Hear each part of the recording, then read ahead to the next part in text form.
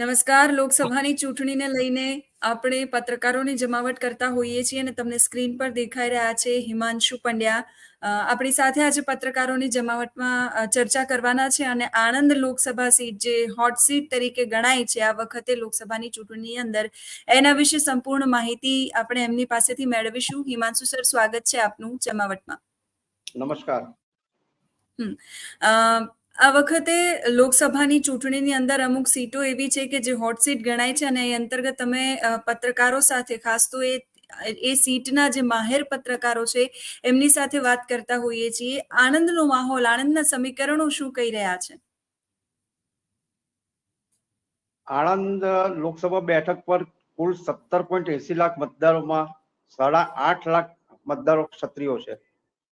21% મતદારો લઘુમતી છે, 24% પાટીદાર છે અને બાકી અન્ય સમાજના છે. જે રીતે અને લઘુમતી માટે વડાપ્રધાનશ્રીએ જે કંઈ પણ શબ્દોનું ઉચ્ચારણ વિદ્યાનગરમાં યોજાયેલી જાહેર સભામાં કર્યું, એના કારણે ક્યાંક ને ક્યાંક લઘુમતીઓમાં નારાજગી અને ક્ષત્રિય આંદોલનને કારણે ક્ષત્રિયોની એક તરફી એક જ પક્ષ તરફ ઝુકાવ વધ્યો હોય, જેના કારણે આ વખતે હેટ્રિક પર ક્વેશ્ચન માર્ક લાગવા પામ્યો છે એવું મારું અનુમાન છે. અમિત ચાવડા આ વખતે પાટીદાર વર્સિસ ક્ષત્રિયનું જે ફેક્ટર આ વખતે આણંદની લોકસભા બેઠક પર હતું. મોદી લહેર વચ્ચે પણ અમિત ચાવડા છેલ્લી 4 કે 5 ટર્મથી જીતતા આવ્યા છે અને 2004માં બોરસદ, 2007માં બોરસદ અને છેલ્લે આંકલાવ વિધાનસભાથી એ ચૂંટણી લડી અને જીતી રહ્યા છે. વિધાનસભામાં એ ફાઇટ આપી રહ્યા છે. શું લાગે છે કે લોકસભાની ચૂંટણીમાં અમિત ચાવડા ફાઇટ આપી શકશે? 100% ફાઇટ આપેલી છે અને આ વખતનો જંગ ખરેખર કાંટેકી ટક્કર બન્યો છે. ક્ષત્રિય સમાજનું ફેક્ટર કેટલું અસરકારક છે? કારણ કે ઘણા બધા વિસ્તારો એવા હતા કે જ્યાં ભારતીય જનતા પાર્ટીના જે નેતાઓ છે એ પ્રચાર માટે પણ નહોતા જઈ શક્યા. તો શું લાગે છે આ વખતે ક્ષત્રિયો કઈ તરફ હશે? મોદીજીની જાહેર સભાના આગલા દિવસે ચિખોદરા ખાતે ક્ષત્રિય સંમેલન ભરાયું હતું અને જ્યાં સ્વયંભૂ ક્ષત્રિયો ઉમટ્યા હતા, જેના કારણે ક્ષત્રિયોનો એક ઢોળાવ કોંગ્રેસ તરફ ઢળ્યો હોય, કાં તો રૂપાલાજીના વિવાદિત નિવેદનને કારણે ક્ષત્રિયોમાં જે નારાજગી ઉભી થઈ હોય એનો સીધો લાભ અમિતભાઈને મળ્યો હોય એવી શક્યતાઓ જોવાઈ રહી છે. જ્યાં સુધી આણંદ બેઠકની વાત કરીએ તો આણંદ બેઠક પર મોટા ભાગે 99 થી પાટીદાર અને ક્ષત્રિય વચ્ચે જ જંગ રહેલો છે. આ વખતે એક મેઇન ફેક્ટર એવું હતું કે આ વખતે ક્ષત્રિયોની સંખ્યા ગણી મતદારોની વધારે હતી એટલે ભાજપમાં પણ ક્ષત્રિય ઉમેદવારને ટિકિટ મળે એવી એક માગણી થઈ હતી, જે સંતોષાઈ નથી. એટલે ક્યાંક ને ક્યાંક ભાજપની અંદર પણ ક્ષત્રિયોના જે પણ નેતા છે એમાં ક્યાંક ને ક્યાંક નારાજગી જોવા મળેલી છે. એટલે ક્ષત્રિયોમાં આ વખતે ઉપેક્ષાનો ઉકળાટ તો દેખાયો અને સાથે સાથે જે ક્ષત્રિય સમાજનું જે આંદોલન ચાલી રહ્યું હતું, અસ્મિતાની લડાઈ જે ચાલી રહી હતી, એ ફેક્ટર પણ આણંદની સીટ ઉપર બહુ જ અસર કરે છે. મિતેશ પટેલની વાત કરવી છે. છેલ્લી 2 ટર્મથી ભારતીય જનતા પાર્ટી એમને ટિકિટ આપી રહી છે અને જીતી રહ્યા છે. 2019માં 57 point something vote share Bharatiya Janata પાર્ટીનો હતો. આ વખતે મિતેશ પટેલને ભાજપે જ્યારે રિપીટ કર્યા તો એમના સામે નારાજગી હતી અને ક્યાંક દિલ્હી સુધી રજૂઆતો થઈ હતી એવી પણ ચર્ચાઓ ચાલી હતી. મિતેશ પટેલ છે એમના તરફી આ વખતે મતદારોનો પ્રવાહ કેવો હતો અને એમના માટે આ વખતની ચૂંટણી કેટલી કપરી છે? મિતેશભાઈ ચોક્કસ એક વ્યક્તિ તરીકે ઉમદા વ્યક્તિત્વ એમનું છે, એવા બેમત નથી. પરંતુ એમને સેન્સ પ્રક્રિયા જ્યારે લેવાય ત્યારથી જ એમના માટે એમની પસંદગી ઉપર એક વિરોધ પક્ષના આંતરિક જૂથબંધીને કારણે ઉભો થયો હતો અને એમાં ત્યાર પછી એક અપપ્રચાર કરવાનો એક ચેષ્ટા પણ કરવામાં આવી હતી, જેનું નુકસાન મિતેશભાઈને જાય એવી શક્યતાઓ જોવાઈ રહી છે. હિમાંશુભાઈ, વિગતવાર વાત કરીએ આપણે લોકસભાની, વિધાનસભાની જે બેઠકો છે એના વિશે. તો આંકલાવ, બોરસદ, ઉમરેઠ અને ખંભાત, આણંદ, સુજિત્રા અને પેટલાદ, આ બધી વિધાનસભા બેઠકો છે. મતદાન થયું અને તમે ઘણા સમયથી આણંદ સાથે જોડાયેલા છો એટલે આપની પાસેથી એ સમજવું છે કે આ બધી જે વિધાનસભા બેઠકો છે એમાં પ્રચાર દરમિયાન અને મતદાન દરમિયાન કેવા પ્રકારનો માહોલ રહ્યો અને કઈ બેઠકો પર તમને કોંગ્રેસ કે ભાજપનું પલડું ભારે લાગી રહ્યું છે? 2022માં જે વિધાનસભાનો જંગ યોજાયો એમાં આ વખતે પ્રથમ વખત ભાજપે 7માંથી 5 બેઠક પર ક્લીન સ્વીપ કરી. 2 બેઠક એક આંકલાવ અમિતભાઈ અને ખંભાતમાં ચિરાગ પટેલ કોંગ્રેસ તરફથી જીતા. ચિરાગભાઈ પાછી રાજીનામું આપ્યું, એના કારણે ખંભાત વિધાનસભાની પેટા ચૂંટણી યોજાઈ. પરંતુ જ્યાં સુધી લોકસભાને લાગે વળગે છે ત્યાં સુધી, અને ક્ષત્રિય ફેક્ટર આ વખત બહુ મોટું કામ કરી ગયું છે. એટલે મારું પોતાનું અનુમાન એવું છે કે ઉમરેઠ, આંકલાવ, બોરસદ અને ખંભાત એ જે કાંઠાગાળાના વિસ્તારોમાં જે ક્ષત્રિયોનો દબદબો છે, એ ક્ષત્રિયોનો દબદબો આ વખતે, અને અમિત ચાવડાની પોતાની એક આગવી પ્રતિભા, એમના દાદા સતત 4 વખત અહીંયા આગળ સાંસદ રહ્યા હતા, એમનો એક પોતાનો એક દબદબો હતો, એ જોતા કાંઠાગાળાના ક્ષત્રિયો આ વખતે અમિત ચાવડા તરફ ઢળ્યા છે. જ્યારે આણંદ, સોજિત્રા અને પેટલાદ જ્યાં પાટીદારો ભાજપ તરફ ઢળ્યા છે, પણ શહેરમાં જે મતદાન ઓછું થયું છે એ એક ચિંતાજનક મિતેશભાઈ માટે બન્યું હોય એવું લાગી રહ્યું છે.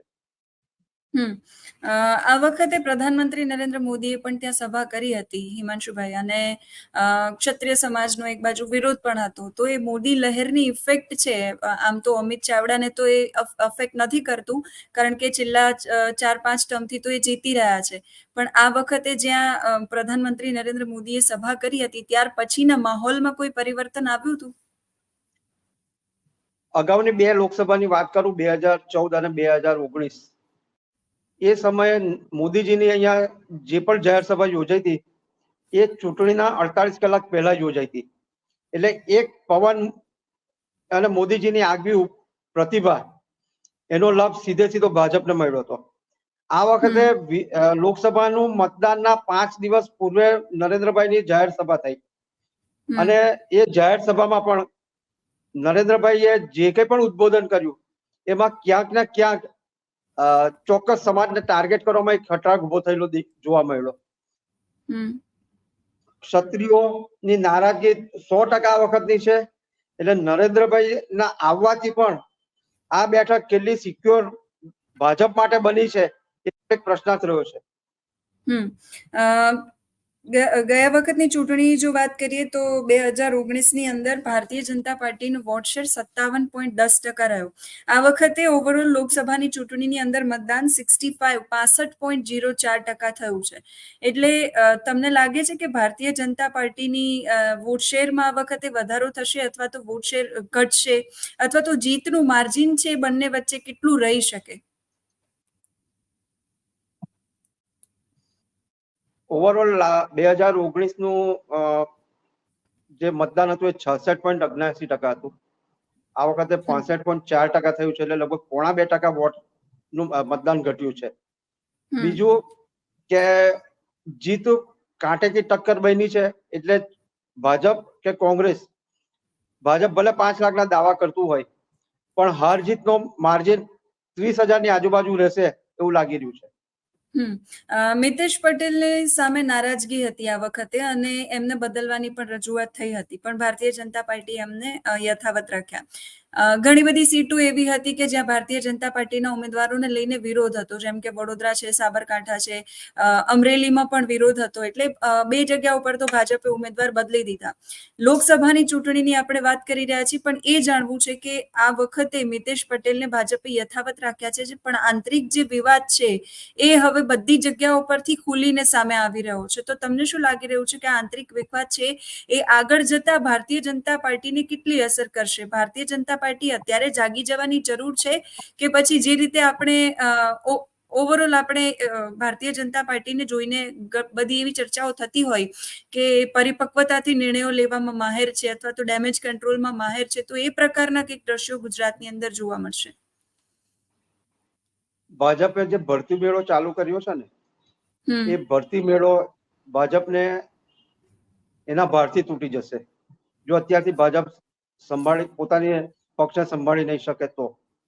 નરેન્દ્રભાઈનું પોતાનું એક વ્યક્તિત્વ છે. નરેન્દ્રભાઈ છે એટલે ભાજપ છે, ભાજપ છે એટલે નરેન્દ્રભાઈ છે, એવું 2013 ફેબ્રુઆરીથી શરૂ થઈ ગયેલું કેમ્પેન 2024માં એક દસકો હોય, એ દસકાના હિસાબે કદાચ નરેન્દ્રભાઈની એક આગવી પ્રતિભાએ ભાજપને મજબૂત રાખવામાં પ્રયત્ન કર્યા હોય, પરંતુ જે રીતે લોકસભાના મતદાનના ટ્રેન્ડ જોવાઈ રહ્યા છે, અને ખાસ કરીને સૌરાષ્ટ્રની લોબીમાં જે રીતે અત્યારે સી આર પાટીલ, દિલીપ સંઘાણી આ બધા વચ્ચે જે પણ આંતરિક વિવાદ ઉભા થયા છે એની અસર મધ્ય ગુજરાત અને દક્ષિણ ગુજરાત પર આગામી દિવસોમાં પડે તો નવાઈ નહીં, તો મારું સ્પષ્ટ માનવું છે.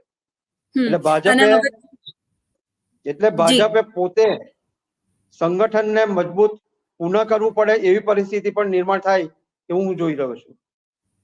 પણ હિમાંશુભાઈ, એક સવાલ એ પણ થાય ને કે આવું કેવી રીતે થયું? એમ શિસ્તબદ્ધ ગણાતી પાર્ટી છે અને જેમાં કોઈ ખુલીને અવાજ નથી ઉઠાવતું, અને હવે નેતાઓ ખુલ્લેઆમ પત્રો લખી રહ્યા છે, ખુલ્લેઆમ બોલી પણ રહ્યા છે, ભારતીય જનતા પાર્ટીના મેન્ડેટની વિરુદ્ધમાં પણ જઈ રહ્યા છે. અને હવે તો એક નવો આખો ટ્રેન્ડ શરૂ થયો છે શક્તિ પ્રદર્શન કરવાનું, જે રીતે અમરેલીની અંદર દિલીપ સંઘાણીએ કર્યું, અને હવે ઉત્તર ગુજરાતમાં હજુ તો ચૂંટણીને, મહેસાણાની અંદર ઊંઝા એપીએમસીની ચૂંટણીને હજી 2 મહિનાની વાર છે, પણ હજુ અગાઉથી જ નારણ કાકાના બર્થડે નું સેલિબ્રેશન કરવામાં આવ્યું અને શક્તિ પ્રદર્શન ગણાઈ રહ્યું છે. અને એ ચૂંટણીમાં 4 જૂથ અત્યારથી જ સામે આવી ગયા છે. એટલે આવું થયું કેમ ભારતીય જનતા પાર્ટીમાં? તમને શું લાગે છે? લોકસભાના 4 તબક્કાના જે મતદાન થયા એ મતદાન દરમિયાન ક્યાંક ને ક્યાંક અંડર કરંટ ઇન્ડિયા ગઠબંધન તરફ ઢેલો હોય, ક્યાં તો સટ્ટા બજાર નો જે માહોલ છે એ ક્યાંક ને ક્યાંક ઇન્ડિયા ગઠબંધન તરફ ઢળ્યો હોય. આ બધા ફેક્ટર જોતા તકવાદી રાજકારણ વધારે ભાગ ભજવી રહ્યું છે એવું મારું માનવું છે. અચ્છા, સટ્ટા બજારની આપણે વાત કરી, અને અત્યારે ઘણા બધા અખબારોની અંદર, ઘણા બધા ચેનલોની અંદર એ ચાલી પણ રહ્યું છે કે સટ્ટા બજાર પ્રમાણે આ સીટ હોટ છે, આ સીટ હોટ છે. આણંદમાં કેવો માહોલ છે? આણંદની અંદર અત્યારે જે મારા પત્રકાર મિત્રનો ફોન આવ્યો હતો, એમણે એવું કીધું કે ભાઈ મિતેશભાઈ નો 8 પૈસા ભાવ છે અને ખંભાત પેટા ચૂંટણીમાં ચિરાગ પટેલનો 25 પૈસા ભાવ છે. એના 2 દિવસ બીજા એક સટ્ટા બજારે મને ભાવ મોકલેલા, એમાં એવું લખેલું કે અમિત ચાવડાના 11 પૈસા છે, મિતેશભાઈના 31 પૈસા છે. એટલે સટ્ટા બજાર પર કેટલો ભરોસો રાખવો એ પણ અત્યારે પ્રશ્નાર્થ બની ગયો છે. હા, એ વાત સાચી છે. બહુ મહત્વની વાત કહું આપને કે આણંદ એક એવું ગુજરાતની આણંદની બેઠક એક એવું છે કે ક્યાં તો એક મનોગ્રંથિ છે, કાં તો એક લોકવાયકા છે કે ભાઈ આણંદની બેઠક પર જે કોઈ પણ પક્ષનો ઉમેદવાર જીતે છે એની કેન્દ્રમાં સરકાર રચાય છે. જે રીતે વલસાડમાં એવું કહેવાય છે કે વિધાનસભા જે જીતે રાજ્ય સરકાર એની બને. રાજપીપળા એક સેન્ટર એવું છે કે જ્યાં મુખ્યમંત્રી જાય તો એ 5 વર્ષનો કાર્યકાળ પૂરા કરી શકતા નથી. હવે એક મનોગ્રંથિ છે કે લોકવાયકા છે. એ જોતા આણંદની બેઠક ને સીધો સેન્ટ્રલની ગવર્મેન્ટની રચના સાથે સાંકળી લેવાય એવી શક્યતાઓ પણ લોકો જોઈ રહ્યા છે. એટલે આણંદની બેઠક એ દ્રષ્ટિએ પણ બહુ મહત્વની બની રહી છે. એક સવાલ મિતેશભાઈ, સોરી, માફ કરશો હિમાંશુભાઈ, એક સવાલ એ પણ થઈ રહ્યો છે કે આ વખતે મિતેશ પટેલ અને અમિત ચાવડા, ભરતસિંહ સોલંકી અગાઉ ચૂંટણી લડવાની ના પાડી દીધી, એટલે એના પછી પક્ષે અમિત ચાવડાને ટિકિટ આપી. જ્યાં સુધી આખી લોકસભાની ચૂંટણીમાં મતદાન પૂરું થયું એના પહેલા છેલ્લી ઘડીએ ભારતીય જનતા પાર્ટીને બેઠક યાદ આવી, ત્યાં સુધી આણંદની ચર્ચા જ નહોતી. તો એવું કેમ થયું કે આ વખતે આણંદની સીટની ચર્ચા નહોતી અને છેલ્લી ઘડીએ આણંદ લોકસભા બેઠક છે એ હોટ સીટની અંદર આવી ગઈ? જે રીતે જામનગર છે, જે રીતે બીજી બધી બેઠકો છે, રાજકોટની બેઠક છે, એ રીતે. તો આણંદમાં છેલ્લી ઘડી સુધી કેમ કોઈનું ધ્યાન ના ગયું?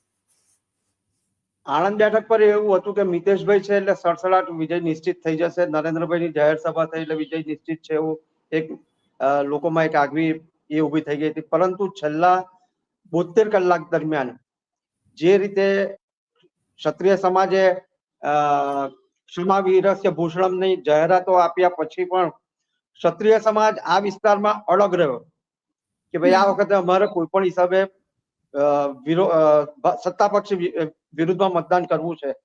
અને એ મેસેજ પ્રદેશ કક્ષા સુધી પહોંચ્યો હોય અને સામાન્ય જન સુધી પહોંચ્યો હોય તો એની અસરને કારણે પણ આણંદ હોટ બની ગયું હોય એવું મારું માનવું છે. અંતિમ સવાલ હિમાંશુભાઈ આપને મારો, આ વખતની લોકસભાની ચૂંટણીની અંદર એવું કહેવાય છે, પહેલા 3 થી 4 મહિના પહેલા આ વાત અમે પણ કરી છે અને ઘણા જ બધા પત્રકારો પણ કહે છે કે 3-4 મહિના પહેલા જો કોઈને પૂછો તો એવું કે એક તરફી ચૂંટણી હતી. ત્યાર પછી ભારતીય જનતા પાર્ટીનો આંતરિક વિખવાદ સામે આવ્યો, ત્યાર પછી ક્ષત્રિયોનું આંદોલન સામે આવ્યું અને ઘણું બધું થયું અને ભારતીય આજે આપણું જે આ ગુજરાતની અંદર જે ચૂંટણી થઈ એમાં મુદ્દાઓ વગરની મૂળ મુદ્દાઓ વગરની ચૂંટણી અને છતાંય મુદ્દાઓ હતા. એટલે અમુક બેઠકો એવી આંદોલનોના કારણે કે હોટ સીટ બની ગઈ, જેમ કે જામનગર છે, આણંદની લોકસભા બેઠક છે. તમને શું લાગે છે આ વખતે ભારતીય જનતા પાર્ટીને 26માંથી એક બેઠક તો એમણે બિનહરીફ જીતી લીધી છે, બાકીની 25 બેઠકો પર ભાજપને કઈ કઈ સીટો પર તમને ટક્કર લાગી રહી છે? એક એ ચર્ચા કરતા પહેલા હું અંક જ્યોતિષને ની દ્રષ્ટિથી સમજાવી દઉં કે ગુજરાતની આ વખતે 26 ને બદલે 25 બેઠક પર ચૂંટણી યોજાઈ, જેનો અંક 7. 7મી તારીખે ચૂંટણી યોજાઈ, જેનો અંક 7. આણંદ લોકસભા 16 લોકસભા, જેનો અંક 7. એના ઉમેદવારો 7. એટલે અંક જ્યોતિષમાં 7નો અંક પર કેતુનું પ્રભુત્વ છે અને કેતુ પોતે એક માયાવી ગ્રહ છે. એટલે આ વખતે ગુજરાતની ચૂંટણીમાં જો કેતુ અને રાહુ, એવું કહેવાય છે કે કળિયુગની અંદર કેતુ, રાહુ અને શનિનો પ્રભાવ વધારે હોય છે. જો એ પ્રભાવ, કેતુનો પ્રભાવ અંક જ્યોતિષ પ્રમાણે કામ કરી જાય તો ચોંકાવનારા પરિણામ આવે એવું અંક જ્યોતિષના હિસાબે મારું માનવું છે. રહી વાત આપે જે સવાલ કર્યો એ કઈ બેઠક ઉપર કસમકસનો જંગ છે, તો ભરૂચ, આણંદ, હું ખેડાને પણ ગણી રહ્યો છું, જી, જામનગર, અમરેલી, સાબરકાંઠા અને બનાસકાંઠા.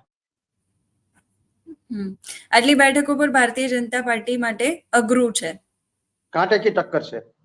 જી, આભાર હિમાંશુભાઈ આપ જમાવટ સાથે જોડાયા માટે.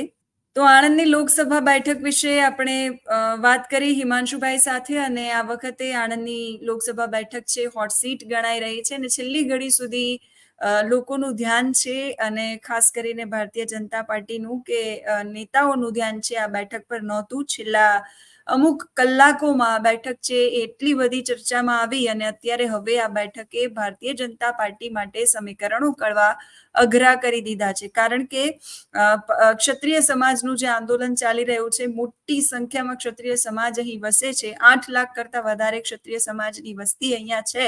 અને જે રીતે ક્ષત્રિય સમાજ કહી રહ્યો હતો કે આ વખતે અસ્મિતાની લડાઈ અમારી ચાલી રહી છે અને ભારતીય જનતા પાર્ટીની વિરુદ્ધમાં મતદાન કરવાની એમને પ્રતિજ્ઞાઓ લીધી હતી, જો એ પ્રમાણે મતદાન કર્યું હોય તો ચોક્કસથી ભારતીય જનતા પાર્ટી માટે ચિંતાનો વિષય છે.